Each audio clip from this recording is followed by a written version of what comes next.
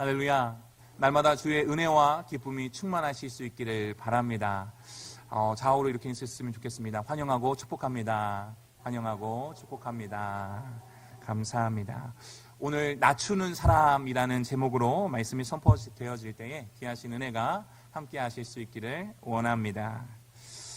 우리가 읽지는 않았지만 17장 23절에 또 이런 부분이 있습니다. 죽음과 부활에 대하여 말한 이후에 본문 말씀이 이어지고 있는 그런 말씀입니다. 23절에서는 매우 근심하더라 이렇게 표현이 되어져 있습니다. 지금은 뭐라고 말하고 있죠? 우리가 방금 전에 마태복음 18장 1절로 5절에서 무슨 말씀 읽었습니까? 지금은 누가 좀 크니까. 천국에서 큰 자가 누구인지 질문하고 있는 것입니다. 무슨 말씀입니까? 다시 한 번 더. 마태복음 17장 23절 말씀 다 같이 읽어보겠습니다. 시작. 죽임을 당하고 제3일에 살아나리라 하시니 제자들이 매우 근심하더라. 아멘. 제자들이요 매우 근심하였다 하는 것입니다. 무엇을요? 예수님이 죽임을 당하겠다 하는 그것이요. 그랬던 제자들이 이제는 그 걱정이 온데간데 없고 지금은 뭐라고 하고 있습니까? 누가 크니까. 천국에서 큰 자가 누가 큰지 질문하고 있는 것입니다. 마치 우리의 모습과도 같은 것 같습니다. 예수님의 십자가를 생각하며 순종하겠노라 고백하면서도 내 마음대로 내 뜻대로 살고 싶어하는 우리의 모습과도 같습니다. 예수님만이 나의 기쁨입니다 하면서도 내 기쁨이 먼저예요 하는 모습과도 같습니다. 어리석은 제자의 질문에 낮추는 사람이 큰 자다 말씀하시는 우리 주님의 말씀입니다. 낮추는 사람이라는 말씀이 선포되어지기 위해 하나님께서 사람들의 마음에 질문을 하나님께서 하나님의 섭리 안에서 떠오르게 하십니다. 첫 번째 질문은 무엇입니까? 한번 다 같이 읽어보겠습니다. 시작. 천국에서는 누가 크니까. 아멘. 하나님의 나라에서는 누가 크니까. 우리 성도님들은 누가 크실 것이라고 생각하십니까? 이런 생각을 해보신 적이 있으십니까? 당장 기사와 이적을 행하시는 예수님과 함께 새로운 나라를 만들어 가기를 기대한 제자들의 마음을 우리가 이해하지 못할까요? 잘 생각해 보실 수 있기를 바랍니다. 오히려 제자들의 마음이 우리의 마음을 어쩌면 대변하는 것일지도 모릅니다. 제자들이 어리석은 질문을 하는 것이 아니다 하는 것이다 이 말씀이지요. 이 세상에서의 화두가 그렇습니다. 누가 큰가? 누가 큰 자가 되겠는가? 누가 큰 자가 되겠습니까? 저요! 내가 큰 사람이 되겠습니다. 여기저기 큰 자 타령이 나옵니다. 내가 그렇게 큰 자가 되지는 않더라도 다른 사람에게는 아쉬운 소리는 하지 않아야지, 다른 사람보다 조금은 나아야지 한다 하는 것입니다. 그렇게만 있던 제자들이 바로 옆에 놀라운 치유와 하나님의 능력의 역사를 이루시는 예수님을 만나게 된 거예요. 어떤 마음이 들었을까요? 예수님이 새로운 나라를 만드시는데 그 옆에서 나도 예수님만큼은 아니지만 큰 일을 하고 싶다 생각하는 것은 너무 무리한 것일까요? 예수님이 옆에 계십니다. 누가 큰 자입니까? 라고 질문하실 분 계십니까? 그 질문을 한 사람의 마음에 무엇이 있기에 이런 질문이 나오게 되는 것입니까? 그 마음에 큰 자가 되고자 하는 마음이 있기 때문에 그 질문이 나오게 됩니다. 예수님이 우리의 스승님이에요. 그분과 우리들은 새로운 나라를 만들어 갈 거예요 하는 부푼 마음을 가지고 있었기에 그 마음의 것이 입으로 나오게 된 것입니다. 누가 크니까? 질문에는 무엇이 담겨 있습니까? 제가 큰 사람이 되고 싶습니다. 의 마음이 있지는 않았을까요? 높은 확률로 제가 예수님 옆에서 큰 사람이 되겠습니다 하는 마음일 것입니다. 그러나 그들은 예수님이 만들어 가실 메시아 왕국이 하나님 나라가 모든 이들에게 생명을 주시기 위하여 죽으시고 세워지는 나라였음을 아직은 깨닫지 못하였습니다. 이렇게 질문했으면 참으로 좋았을 것이라고 생각이 됩니다. 예수님, 어떻게 하면 믿음이 큰 자가 됩니까? 질문이었다면 얼마나 좋았을까요? 생각해 보시기 바랍니다. 우리는 모든 일의 결국을 성경을 통해서 알고 있습니다. 우리의 질문은 무엇입니까? 어떻게 큰 자가 되겠습니까? 의 질문이십니까? 아니면 어떻게 하면 믿음이 큰 자가 되겠습니까? 의 질문이 나오고 계십니까? 아직 때가 이르지 아니하면 깨닫지 못하는 제자들에게 예수님은 한 어린아이를 불러 세웁니다. 때가 이르지 아니하였기 때문에. 누가 큰지에 대해서 설명하기 위해서 어린아이가 등장하게 된다 하는 것입니다. 18장 2절 말씀 다 같이 읽어보겠습니다. 시작. 예수께서 한 어린아이를 불러 그들 가운데 세우시고. 아멘. 누가 크니까 질문에 대한 답을 주시기 위해서 몇 단계를 또 밟아가시면서 또 예수님께서 인도해 주십니다. 이때 제자들은 무슨 생각을 했을까요? 누가 크니까 질문을 했는데 어린아이를 불러 세우신다는 거예요. 두 번째 질문입니다. 읽어보겠습니다. 시작. 어린아이를 부르신 이유. 왜 어린아이를 불러 세우셨습니까? 이유가 있겠지요.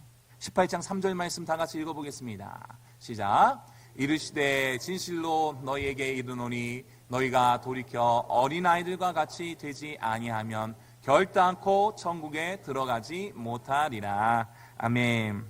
이 말씀을 깨닫게 하기 위함이다라는 것입니다. 너희가 돌이켜 하는 단어는 원어로 보니까 스트라페테라고 합니다. 변하다, 회개하다라는 뜻을 포함하고 있습니다. 회개하여 어린아이들과 같이 되지 아니하면 결단코 못하리라. 뭘 못하냐? 너희가 들어가지 못하리라 하시는 것입니다. 어디에요? 천국 안으로 들어가지 못하리라 말씀하시는 것입니다. 너희가 들어가지 못한다 하는 것입니다. 영원한 생명 안으로 들어가지 못하는 것입니다. 하나님의 안식 안으로 들어가지 못하는 것입니다. 하나님의 은혜 안에 들어가지 못하는 것입니다. 어떻게 할 때요? 너희가 돌이키지 아니하면, 회개하지 아니하면 천국에 들어가지 못한다는 것입니다. 그런데 어린아이, 우리에게도 질문이 됩니다. 어린아이가 회개했나? 어린아이랑 무슨 상관이지? 어린아이가 회개했습니까? 회개하는 어린아이 혹시 보신 분 계십니까? 비유라는 것입니다. 어린아이는 누구 없이 살 수 없습니까? 부모 없이, 돌보는 이 없이 살 수 없습니다. 엄마, 아빠, 할머니, 할아버지 돌봐주는 이 없으면 살 수 없습니다. 오직 예수 그리스도 아니면 나 살 수 없어요 하는 자, 그 자가 천국에 들어간다 하는 것입니다. 예수님이 아이를 부르니 순종하여 왔고 제자들 가운데 서 있었습니다. 어린아이는 부모가 말하는 대로 그대로 따라하는 하얀 도화지와도 같다고 말들 합니다. 부모가 보여주는 대로 말하는 대로 어른이 시키는 대로 순종한다는 것입니다. 어린아이에게는 오직 엄마, 아빠만, 부모님만, 할머니, 할아버지만 보인다 하는 것입니다. 어린아이는 졸졸졸 엄마, 아빠만 따라다니는 것입니다. 어린아이? 왜? 어린아이처럼 졸졸졸 오직 예수님만 바라보는 믿음이 있어야 함을 말씀하시는 것입니다. 지금 무엇을 또 누구를 보고 계십니까? 오직 예수 그리스도가 아니면 저 살 수 없습니다. 주님의 말씀만 듣겠습니다. 모든 어지러운 소리를 닫고 오직 주의 말씀만 듣겠습니다. 예수 그리스도만 보겠습니다. 하실 수 있기를 원합니다. 어린아이와 같이 아빠, 아버지 되신 예수 그리스도만을 바라보는 그가 천국 안으로 들어간다는 것입니다. 할렐루야. 어린아이? 어린아이처럼 주님만 바라보자 하자는 것입니다. 주님만 바라보고자 하는 마음, 주님만 바라보는 믿음이 우리 안에 가득하실 수 있기를 원합니다. 너희들이 아직 이와 같은 믿음도 되어 있지 못하는데 하나님 나라에서 큰 자가 된다고 하니 아직 어려운 말을 너희가 하는구나 하는 것이 아닐지 생각해 봅니다. 3절 말씀 읽어보겠습니다. 3절 말씀 다시 읽겠습니다. 시작. 너희가 돌이켜 어린아이들과 같이 되지 아니하면 결단코 천국에 들어가지 못하리라. 아멘. 돌이킨다는 것은 회개하는 것입니다. 이전 것을 모두 뒤로 하고 오직 예수 그리스도만을 보는 것, 예수 그리스도만을 향하는 것이다 하는 것입니다. 그러면 구체적으로 회개의 모습은 어떻게 나타납니까? 저 사람 정말 예수님만 바라보고 있나 봐. 정말 유별나게 신앙생활 하네. 다른 사람에게 피해를 주지 않고 이런 이야기를 듣고 계시다고 한다면 이 사람이야말로 돌이킨 사람이구나 생각해 보실 수 있게 된다 하는 것입니다. 4절 말씀 읽어보겠습니다. 4절 말씀이요. 다 같이 읽습니다. 시작. 그러므로 누구든지 이 어린아이와 같이 자기를 낮추는 사람이 천국에서 큰 자니라. 아멘. 여기서 세 번째 질문이 나옵니다. 자기를 낮추는 사람? 어린아이가 자기를 낮추나? 한번 생각해 보세요. 어린아이가 자기를 낮춥니까? 아닙니다. 연약하여 아무것도 할 수 없는 자로, 돕는 이가 없으면 아무것도 할 수 없는 자로 하나님께서 그렇게 만드신 것입니다. 하나님께서 태생적으로 그렇게 낮추어 주신 것입니다. 어린아이는 한 것이 아무도 없습니다. 마찬가지입니다. 자기 자신을 낮출 수 있는 사람이 있습니까? 없습니다. 내가 나 자신을 낮추겠다? 가능합니까? 불가합니다. 그런데 분명 자기 자신을 낮출 것이면 그가 천국에서 큰 자라고 말씀하고 있습니다. 낮출 것이면 이것은 타페이노세이라는 단어라고 합니다. 타페이노에서 온 단어라고 하는데요. 겸손하게 하다, 낮추다 하는 뜻입니다. 누가복음 3장 5절 말씀 한번 읽어보도록 하겠습니다. 시작. 모든 골짜기가 메워지고 모든 산과 작은 산이 낮아지고 굽은 것이 고자지고 험한 것이 평탄하여질 것이요. 아멘. 자, 이 낮아지고 또한 타페이노를 씁니다. 자, 생각해 보세요. 산이 누구에 의해서 낮아집니까? 산이 누구에 의해서 낮아집니까? 하나님에 의해서 낮아지는 것이다 하는 것입니다. 하나님 앞에서 자기 자신을 낮추는 그의 모습이 바로 돌이킨 자의 모습이 된다 하는 것입니다. 우리가 하나님을 바라볼 때, 예수님을 바라볼 때 우리는 낮아지게 되는 것입니다. 내가 예수님을 바라본다고 하면서도, 하나님을 바라본다고 하면서도 낮아진 자리는 싫어요, 높은 자리로 가고 싶어요 하고 있다면 뭔가 잘못된 것입니다. 말씀을 바라보고 말씀 때문에 내가 엎드러지고 있다면 나는 지금 낮추는 사람으로 세워지고 있는 중이라고 할 수가 있습니다. 무슨 말씀입니까? 말씀 앞에 언제나 서는 모습이 우리에게 있어야 한다 하는 것입니다. 베드로전서 2장 2절 말씀 읽어보겠습니다. 시작. 갓난아기들 같이 순전하고 신령한 젖을 사모하라. 이는 그로 말미암아 너로 구원에 이르도록 자라게 하려 함이라. 아멘. 구원에 이르는 자, 천국에서 큰 자는 주의 말씀 앞에 서기를 힘쓰는 자가 된다는 것입니다. 베드로전서 5장 6절 말씀도 읽어보겠습니다. 시작. 베드로전서 5장 6절 말씀입니다. 시작. 그러므로 하나님의 능하신 손 아래에서 겸손하라. 때가 되면 너희를 높이시리라. 아멘. 이 세상 사람들은 자기가 높아지려고 발버둥 칩니다. 그러나 그러한 것이 아니다 하는 것이에요. 죄와 사망의 법 아래에 살아가는 사람들의 모습은 그들의 모습이 그러한 모습이고, 이제는 생명의 성령의 법 안에서 들어오게 된 사람들은 하나님의 능하신 손 아래에서 말씀 앞에 엎드려져 있다가 하나님께서 높여주시면 높아지는구나. 하나님께서 하나님의 영광을 위하여서 나를 이곳에 세우셨구나. 딱 이 정도가 된다 하는 것입니다. 하나님의 손 아래에서 내가 있음을 아는 그것, 그 겸손이 회개한 자의 합당한 모습이며 낮추는 사람의 모습이다 하는 것입니다. 한번 생각해 보시길 바랍니다. 나는 과연 하나님의 능하신 손 아래에서 자연스럽게 하나님께서 세워주실 그때를 기대하면서 믿음 생활을 그렇게 하고 있는지, 아니면 내가 힘을 써가지고 높은 곳으로 가야지, 힘을 써가지고 어떻게든 사람의 방법으로 계획으로 어떻게든 해보려고 하는 그런 마음이 있는지 살펴보실 수 있길 바랍니다. 바라기는 하나님의 손 아래에서 자신을 낮출 수 있으시기를 바랍니다. 빌립보서 2장 8절 말씀입니다. 다 같이 읽어보겠습니다. 시작. 사람의 모양으로 나타나사 자기를 낮추시고 죽기까지 복종하셨으니 곧 십자가에 죽으심이라. 아멘. 여기서도 같은 타페이노, 낮추다가 사용되었습니다. 우리 예수님도 자신을 낮추시되 죽기까지 자기를 낮추셨다 하는 것입니다. 내가 곧 길이요 진리요 생명이니 나로 말미암지 않고는 아버지께로 올 자가 없느니라 말씀하여 주셨습니다. 길과 진리와 생명 되신 그 주님을 우리가 따라가는 자 되었다고 한다면 우리 또한 낮은 자리에 거하기를 기뻐하며 감사함으로 나아가야 될 줄로 믿습니다. 구원자 되신 예수님 또한 낮추셨는데 우리가 도대체 무엇이라고 높은 곳에 서지 못해서, 세상의 높은 곳에 서지 못해서 안달한단 말입니까? 잘못된 것입니다. 하나님 나라의 백성이라고 한다면 우리 또한 낮아짐의 자리, 그 자리가 기쁨의 자리요, 가장 아늑한 자리요, 평안의 자리가 되실 수 있어야 한다는 것입니다.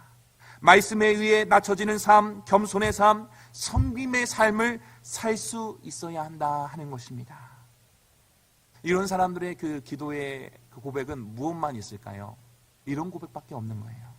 하나님 마음 주옵소서, 예수님 마음 주옵소서. 이런 고백과 기도로 나아가실 수 있어야 한다 하는 것입니다.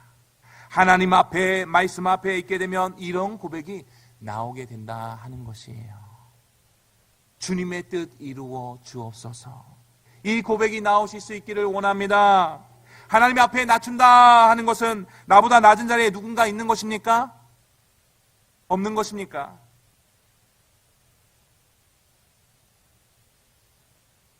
주 앞에서 낮추라. 야고보서 4장 10절 말씀 읽어보겠습니다. 시작. 주 앞에서 낮추라. 그리하면 주께서 너희를 높이시리라. 아멘. 이러한 모습이 우리의 삶 가운데 충만하시기를 바랍니다. 주 앞에서 낮춘다 하는 것은 하나님과 사람 앞에서 양심의 거리낌이 없기를 힘쓰는 삶을 산다 하는 것입니다. 교회 안에서는 거룩하며 경건한 척하지만 집에 가서는, 일터에서는, 다른 곳에서는 전혀 다른 사람과 같이 산다. 이것은 양심의 거리낌이 있는 삶입니까? 없는 삶입니까? 양심의 거리낌이 있는 삶이요, 주 앞에서 낮추는 삶이 되어지지 못한다 하는 것입니다. 주의하십시오. 성경 말씀에 이러한 사람들이 많지 않았으면 좋겠는데 많다 하는 것입니다. 빌립보서 4장 12절 말씀입니다. 다 같이 읽어보겠습니다.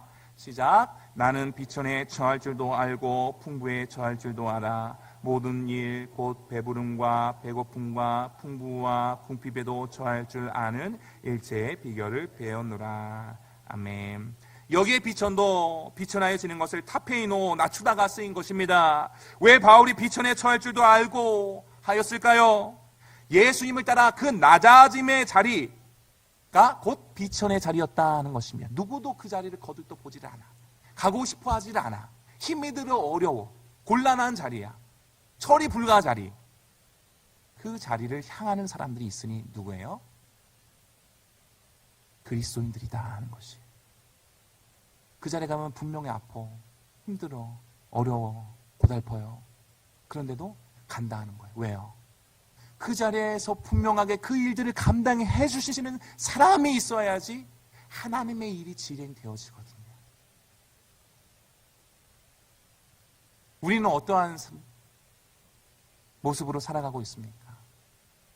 누구도 가고 싶어하는 그 자리를, 그 비천의 자리를 주님의 영광을 위하여서 제가 가겠습니다. 힘들고 어렵지만 제가 가보겠습니다. 하는 모습으로 살아가고 있습니까? 아니면 아니요, 저 자리는 아니에요. 다른 사람이 가겠죠. 아, 싫어요, 싫어요. 피하면서 그렇게 가고 계십니까? 비천의 자리를 주저앉지 않고 나아간 것입니다. 하나님의 나라와 영광을 위한 일, 예수 그리스도를 위한 일, 몸된 교회를 세워가는 일이라고 한다면 낮아짐의 자리는 어떠한 낮아짐의 자리든 상관이 없다라는 것이, 아무것도 아니다라는 것이. 낮아짐의 자리, 비천의 자리, 헌신의 자리, 수고의 자리, 우리 모두가 다 함께 가시겠습니까? 할렐루야. 용서의 자리, 그 자리가 주님의 영광을 위한 자리요, 주님의 기쁨을 위한 자리인 것을 기억하실 수 있기를 원합니다. 세상의 논리와는 전혀 반대 방식으로 이루어지는 법이 하나님의 법이 되어진다는 것을 분명히 기억하셔야 할 줄로 믿습니다. 예수님께서 가장 낮은 자리에 오신 것은 모든 인생을 구원하시기 위함이었습니다. 하나님의 영광을 위함이었습니다. 하나님의 기쁨을 위함이었습니다. 마찬가지입니다. 빌립보서 2장 3절로 4절 말씀 다 같이 읽어보겠습니다. 시작. 아무 일에든지 다툼이나 허영으로 하지 말고 오직 겸손한 마음으로 각각 자기보다 남을 낮게 여기고 각각 자기 일을 돌볼 뿐더러 또한 각각 다른 사람들의 일을 돌보아 나의 기쁨을 충만하게 하라. 아멘. 하나님 앞에서 자신을 낮추는 사람은 겸손한 자로 남을 판단하지 아니하며 자기보다 남을 낮게 여기는 사람입니다. 자신을 낮추는 사람은 자기 일을 돌보는 것으로 그것으로 족합니다 하는 것이 아니라 본인도 힘들 텐데 또한 다른 사람들을 돌보러 가는 사람입니다. 이러한 사람이 천국에서 큰 자입니다. 왜 그렇습니까? 그것이 나의 기쁨을 충만하게 하라. 주님의 기쁨이 되기 때문입니다. 주님의 기쁨을 우선시하고 있기 때문이다 하는 것입니다. 생각해 보시기를 원합니다. 과연 나는 다른 사람을 판단하고 있지는 않은가? 저 사람보다는 내가 좀 낫지. 내가 좀 괜찮지. 다른 사람보다 나를 낮게 여기고 있지는 않습니까? 다른 사람을 돌보는 것은 다른 사람이 하겠지 내지는 전혀 관심이 없지는 않습니까? 주님의 기쁨보다는 나의 기쁨을 우선시하고 있지는 않습니까? 돌아보시고 회개하시기를 원합니다. 실상 예수 그리스도를 진실로 영접한 믿음의 사람들 모두는 천국에서 모두가 큰 자가 되는 것입니다. 이 세상에서야 큰 자냐 작은 자냐 하는 것이 있지 저 위에서는 모두가 큰 자가 되는 것입니다. 할렐루야. 마태복음 18장 5절 말씀 읽어보겠습니다. 시작. 또 누구든지 내 이름으로 이런 어린아이 하나를 영접하면 곧 나를 영접함이니. 아멘. 영접하는 사람은 데코마에 하는데요, 받아들이다, 환영하다 라는 뜻입니다. 이런 어린아이 하나를 이라고 표현한 것은 비유적으로 쓰인 것입니다. 연약하여 무엇을 하기가 좀 어렵고 부족하고 아무것도 할 수 없는 것 같은 그 사람을 영접하고 환영하면, 받아들이면 나를 영접함이다 라고 말씀하고 계시는 것입니다. 이해가 되십니까? 이 세상에서는 초라하고 더럽고 뭐 이렇게 좀 하시는 분들을 잘 이렇게 웰컴하지 않아요. 웰컴하지 않고 가까이 가지 않아요. 오히려 멀리하고 무시하고 배척하고 모른 척한다는 거예요. 근데 이 모습이 무슨 모습이라는 거예요? 예수님을 모른 척하는 것이다. 예수님을 모른 척하면 나중에 예수님께서 우리를 아는 척한다고 말씀하십니까? 그렇지 않거든요. 그렇지 않거든요. 나로서는 받아들이기가 쉽지 않습니다. 나로서는 받아들이기가 쉽지 않을 수도 있습니다. 환영하기 어려울 수도 있습니다. 그러나 말씀에서 뭐라고 말씀하고 있습니까?